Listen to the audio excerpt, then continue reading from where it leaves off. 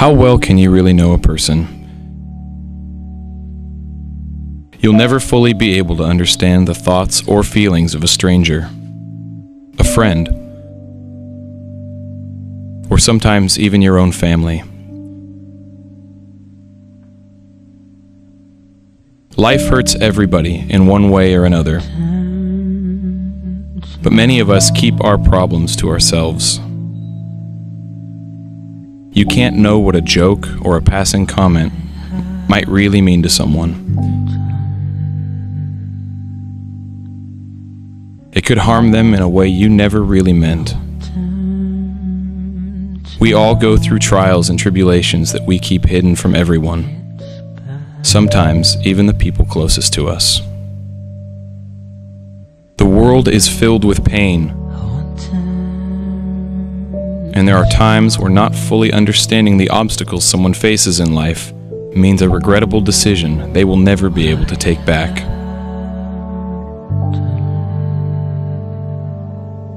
A laugh and a smile can easily cover up the hurt and pain that stays dormant inside of us. Sometimes this pain eventually spreads like a virus, infecting every part of our life, until it can't be contained anymore. That's when we snap. That's when we make the truly worst decision there is to make in life.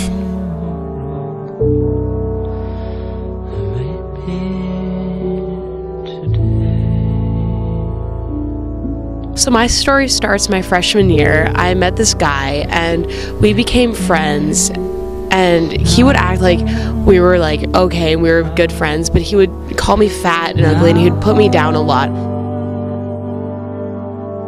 And I just joked it off and played it off and pretend like it didn't affect me that much.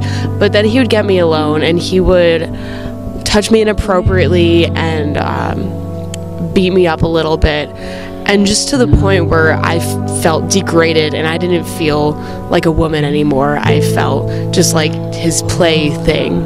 And after a while, I just got really down and I was clinically depressed. I had anxiety attacks all the time. And it got to this point where I felt like I didn't even want to live anymore. And I contemplated committing suicide, and I almost did, but the only thing that stopped me was the thought of my mom having to deal with my dead body, and I couldn't put her through that. I was in class giving a presentation once, and I had the biggest panic and anxiety attack I'd ever had, and I finally realized it was time for a change. So that's when I really started to move forward with my life and get the help I needed. And I went to a lot of counseling and I got on some meds, and I've gotten to this place in my life where I feel like I can help people who are like me, and I'm genuinely happy, and it's just created this amazing emotion where I've seen people and helped them through their pains and kept them alive, and I just think that's so important for all of us to do.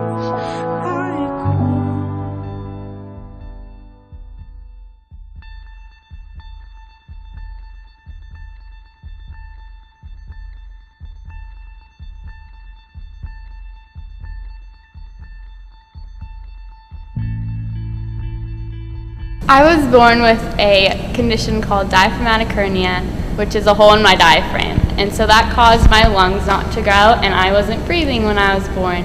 And so I've gone through, let's see how many, I think 4 surgeries for that. They patched up my diaphragm a few times and put me on a machine that actually takes blood out and puts oxygen in my blood and then circulates it back in. It's called an ECMO machine. And that was my breathing support. So I've had a few complications. Like I said, I've had to get my diaphragm repatched 4 times. And the last time they did it, they actually took the lat muscle, which is in my back, and weaved it through and made a diaphragm out of it. So I'm really thankful for that, because the doctor that invented it saved my life, basically. Something else that I also have, which is completely unrelated, is hydrocephalus, which is a brain condition where I have too much water on my brain and it doesn't drain on its own, which most people, I guess, have it drain on their own. So what I have is a shunt, which is a little plastic tubey thing in my head, and it's like a valve, and it drains down all the way to who knows where, and releases the water from my brain, and that causes me to live like a normal person, which is good. I was actually, well, I wasn't supposed to live. My parents were given a 5% chance when I was born, so that was kind of a big deal. I had what I would call a miracle. The next day after they said that, I started improving. This was when I was a baby.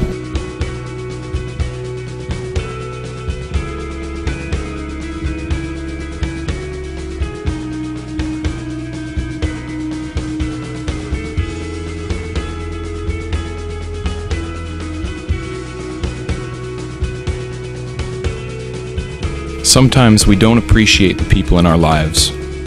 If we could sit down and understand or empathize with them, we would realize there is so much more than what we see on the surface every day. I challenge you today, for the rest of this week and the rest of your lives, be conscious of your friends and the people around you. Try to be mindful of what's going on in their ever-changing lives. Know that your words have power, and you can never really understand the full impact of them. Be aware.